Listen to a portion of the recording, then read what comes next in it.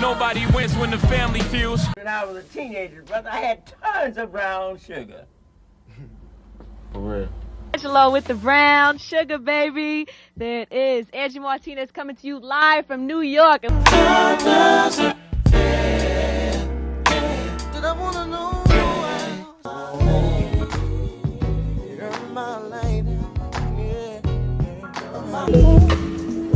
And if you want it, you get it forever. Artist who really inspires you, not musically so much, but as a performer, like a performance artist, who really just... Yeah, James Brown. James Brown, You know, yeah. he's the epitome of that. I was in a very high-profile relationship with D'Angelo. Whoever's doing your story, can I please be a voice in the room? I would love to give some input from things that I knew. And it's time that the truth be told. And I'm like, well, what are you talking about? Because the first you got to tell me. Well, it was told to me. Are you guys ready for... Fam, imagine losing both of your parents, and they both two musical legends who end up losing their lives just 7 months apart. Two icons that changed R&B forever, now gone. But then imagine being their only child together, the son of D'Angelo and Angie Stone, having to carry the weight, the legacy, and the pain all at once. A pain that really no one should ever want to endure. Now, I really wasn't going to do this story. Of course, we paid our respects in a post to D'Angelo losing his life. But I figured since we covered Angie, and after hearing what their son had to say on social media, we not only pay our respects to Angie once again, but also D'Angelo and the legacy that he left behind. And of course, there's been some social media posts roaming around about their alleged age gap. We'll discuss that. The cryptic messages that Angie left on Facebook Live before her untimely demise. And also, as mentioned, hear what their son had to say. So as mentioned, today, we're here to pay our respects, unpack the crazy headlines, and talk about how their son had responded. Not with anger, not with attention, but some say with dignity and love. But before we go over this one, I want you guys to remember, I don't give you no angle. I just give you the story. So with that being said, make sure you like, comment, and subscribe. We'll jump right to it. Born February 11, 1974, was D'Angelo Archer. He was born and raised in Richmond, Virginia. Known professionally as D'Angelo, he was raised in a devoted Christian household. He was deeply influenced by gospel music. His father was a minister. By the age of 3, D'Angelo was already playing piano, and by adolescence, he was performing at his father's church. In his teenage years, he was inspired by Prince, Marvin Gaye, Curtis Mayfield, and Al Green, artists whose sound was emotional depth would shape his style. He attended John F. Kennedy High School, where his talents for piano and songwriting drew attention. At 18 years old, he won an amateur night competition 3 weeks in a row at Harlem Apollo Theater, making his first major recognition outside Virginia. And it's the early 90s. D'Angelo still is a musician at church, trying to find his lane in the industry that has shifted away from real soul. That's when Angie Stone come in. A respected businesswoman, a veteran songwriter, vocalist, and producer who had been a part of The Sequence, one of the first all-female rap groups signed to Sugar Hill Records, and later Vertical Hold, known for their R&B hit, Seems You're Much Too Busy. And I can't handle it. Seems you're much too busy for me, and I can't stand. That song was released in 1993, and when D'Angelo moved to New York to chase his music dream, their paths crossed each other in 1993 as well, through mutual studio sessions and industry circles. Angie saw something raw in him, his voice, his spirit, his dedications to bringing real music back. She helped him sharpen his songwriting, guided his sound, and gave him the confidence to be more than just a background musician. But here's the thing. It was alleged when they first started dating, Angie Stone was 30 years old and D'Angelo was 19. But let's be real, back in the 90s, fam, that kind of relationship didn't spark the same kind of conversation it would today. The industry was full of uneven dynamics, older mentors dating younger talents, young artists being fast-tracked into adult fame. You saw it all through that era. Aaliyah and R. Kelly, Dame Dash and Aaliyah, and even other pairs whose fame blurred the line between guidance and attraction. It wasn't questioned. It was normalized. Record labels, media outlets, and even fans romanticized it as artist connection. But when you really look at it, that power gap shaped everything that came later. Angie had already lived through the game. D'Angelo was just stepping in. She became his teacher, his muse, and at the same time his lover. And while the world saw passion behind the closed doors, the difference in age and experience played a huge role in how their relationship rose and how it eventually fell apart. Shortly after, D'Angelo would have his breakthrough. In 1995, he had his debut album, Brown Sugar, blending classic soul and modern R&B. The project became one of the pioneer records of the neo-soul movement. Hits like Lady,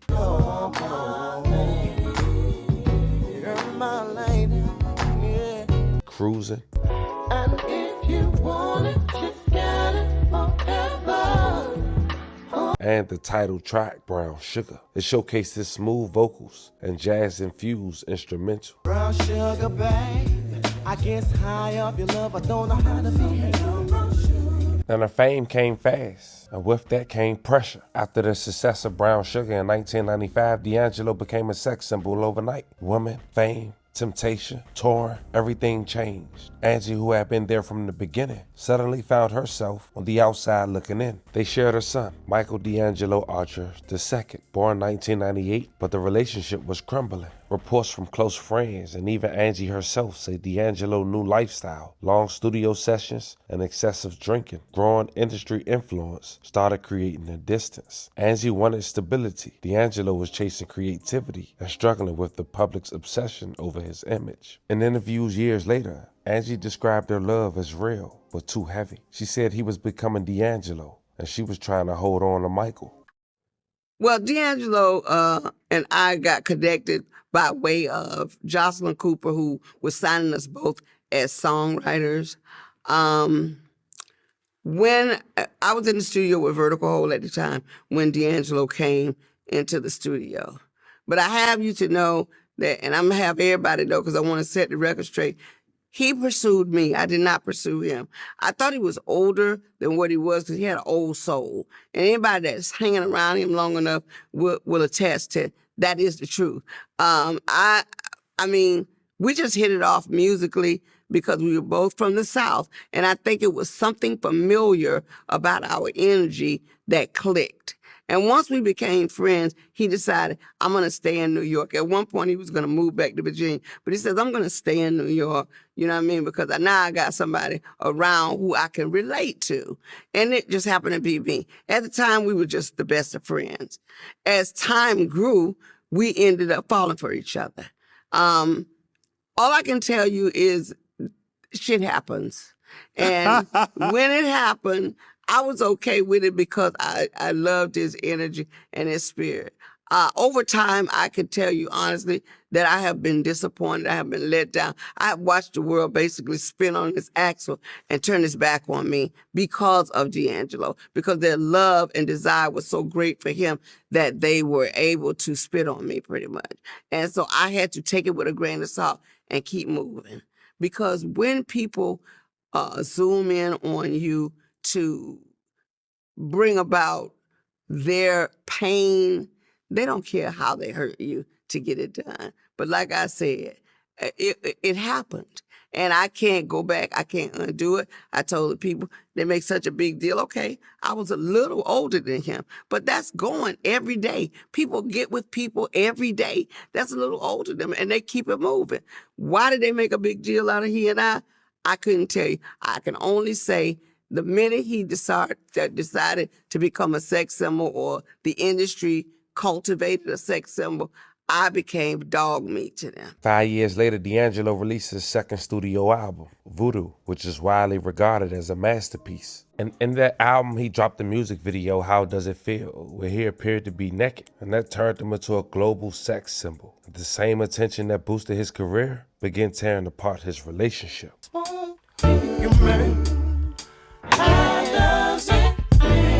Now, Angie reportedly struggled watching a man she once guided now be objectified by the same industry she helped him enter. Behind the scenes, D'Angelo was dealing with a lot of pressure, battling with the image that came with that video. The public saw a confident superstar. Privately, he was losing himself. Arguments, torn stress, and creative differences. Angie wanted a family and stability, but D'Angelo wanted freedom and time to create. Their relationship slowly faded, ending quietly but painfully in the early 2000s. You see, back then there wasn't no social media, and when news of their breakup hit, the public reaction was mixed. Fans were heartbroken, but many didn't truly understand what was happening behind the music. Some blamed fame. Others said D'Angelo changed after success. Music insiders, though, knew the truth. They were both fighting demons in their own way. Angie poured her emotions into her solo career, releasing her debut album, Black Diamond, in 1999, and later hits like Brother. Yes, he's my father. Yes, he's my son. I can talk to. And No More Rain, In This Cloud. And I'm all cried out. And there's no more rain. Meanwhile, D'Angelo began disappearing from the public's eye. He rarely spoke about their relationship, but the fans could hear the pain all over Voodoo. He didn't just fall back from music, he disappeared. No interviews, no red carpets, no features, just silence. And for years, fans had blamed Angie. Only weeks before her demise, in 2025, which we talked about and paid tribute to her career, I'll leave the link in the bio. She also talked about how her relationship with D'Angelo not only played a toll on her, but him as well, and having cryptic messages sent to her along the journey. As I don't want to have to repeat myself, because what's happening in life is, everybody wants to, well, when are you going to do your biopic? People want to know about D'Angelo and I.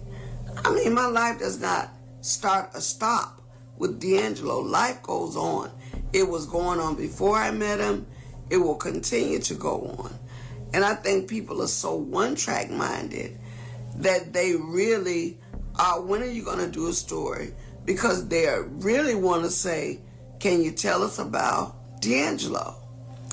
Okay, I'm going to tell you honestly, no, I just won't talk about one person, because there were many people in my life that had a significant space that meant, the world to me.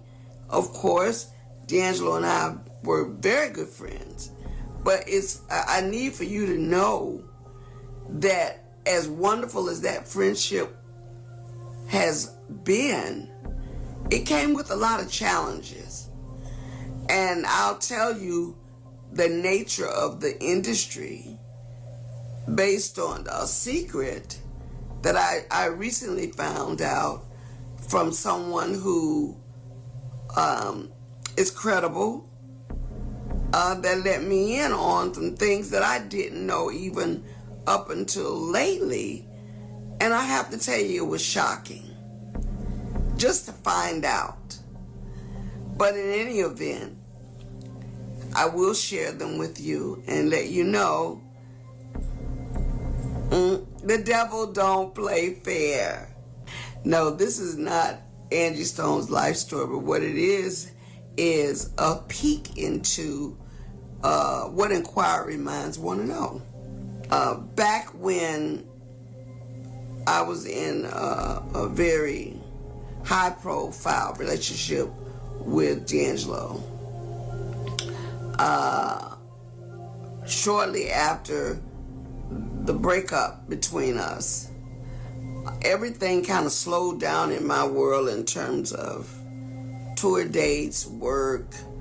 The perception was the worst, of course. But I was accepting everything pretty good and said, look, life goes on. I can't stop because I have fans all over the world that are depending on me to keep doing music, to keep pushing through. So, of course, I'm trying to do tour dates and continue to work. And it recently came to me because, of course, people wanted to know my story and they wanted to do my biopic. And it came to me via one of the employees that worked for that company that represented him. And they said to me, whoever's doing your story, can I please be a voice in the room? I would love to give some input from things that I knew. And it's time that the truth be told. And I'm like, well, what are you talking about? Because the first you got to tell me. Well, it was told to me. Are you guys ready for this one?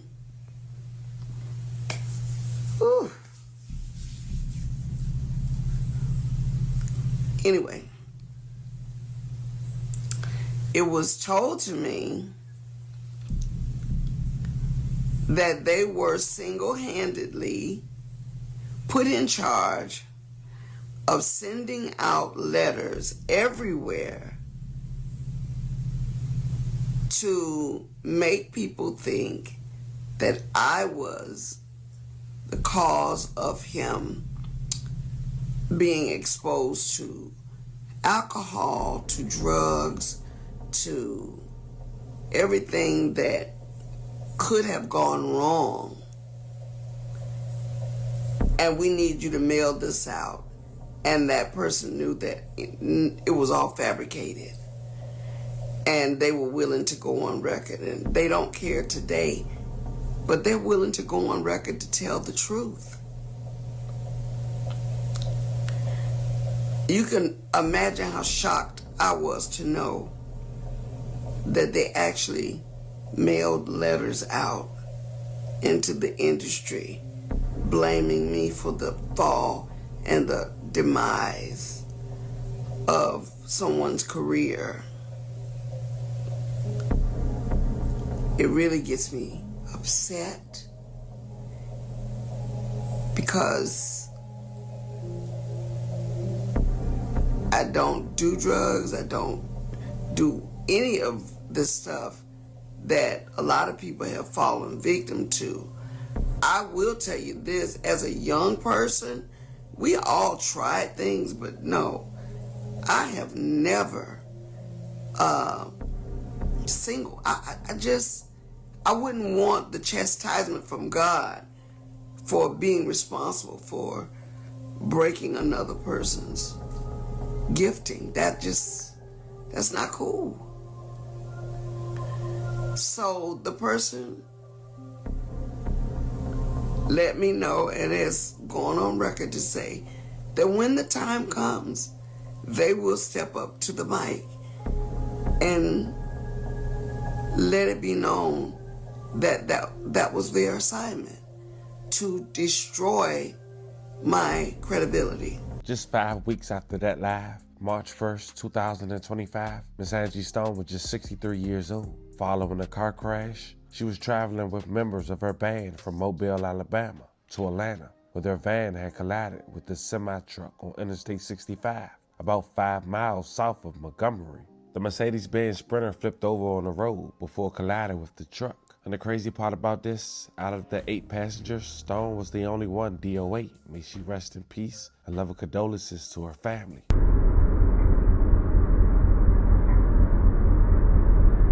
Stone has died in a car crash. We're told she had just finished a concert in Mobile, Alabama Friday, was heading to Atlanta when the van she was riding in crashed. It's still not clear why they crashed or how the other people in the van are doing.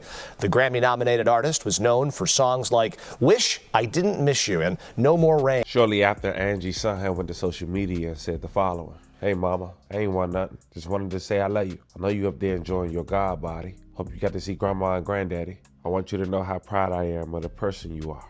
I want you to know how much you inspire me every single day. You never failed me, ever. You never were a burden to me, ever. If I had to do it all over again, I wouldn't change nothing." Unfortunately, little did he know, just 7 months later, he would be losing his dad as well to pancreatic cancer, which is the type of cancer that begins in the tissues of the pancreas, an organ located behind the stomach that plays a key role in digestion and blood sugar regulation. Now, we're not sure how long D'Angelo was aware that he had this cancer, but we do know that this type of cancer has a low survival rate because it's often diagnosed late. Early detection improves outcomes significantly. Nonetheless, October 15, 2025, D'Angelo was reported deceased. May he rest in peace, and love and condolences to his family. Now, according to LaRosa on the Breakfast Club, Angie Stone and D'Angelo's son has said the following: "I am grateful for your thoughts and prayers during these very difficult times, as it has been a very rough and sad year for me. I ask that you please continue to keep me in your thoughts, as it will not be easy. But one thing that both my parents taught me was to be strong, and I intend to do just that." Fam, when it's all said and done, D'Angelo and Angie Stone's story is more than a love story. It's a reflection of how the industry can build you up and break you down at the same time. Two souls who gave everything they had to music, and lost a little bit of themselves in the process. Yeah, he was 19 and she was 30. Two different worlds that somehow found rhythm together. Their chemistry created classics. Their pain birthed art, and their silence, well, it spoke louder than words ever could. Even through the chaos, they both left legacies too strong to erase.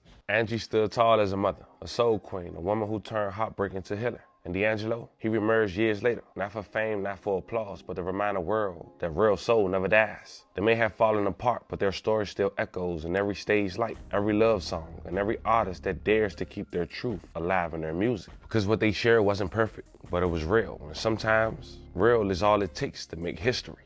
Fam, this was the story of a young man who lost both of his parents, who was two music icons in the span of 7 months. Sending love and prayers to everyone who was affected by this story. Once again, rest in peace to the victims. Fam, let me know how you guys feel about this one in the comments. Don't forget to like and subscribe. And today, I'll catch you guys on the next one.